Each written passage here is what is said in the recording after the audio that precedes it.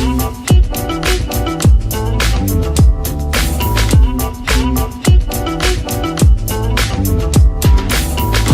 warahmatullahi wabarakatuh, teman Kota Langsa.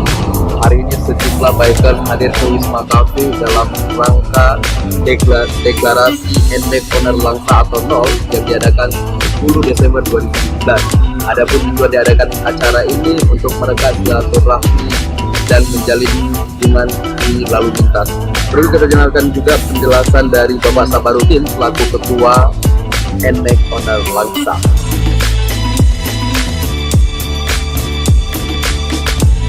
Kami Owner Langsa pada tanggal 10 Desember, tepatnya di hari ini, telah menyatakan deklarasi pendiriannya, yang mana NMAX Owner Langsa ini tujuannya untuk menggalang persaudaraan dari rekan-rekan komunitas pecinta NMAX yang ada di Kota Langsa.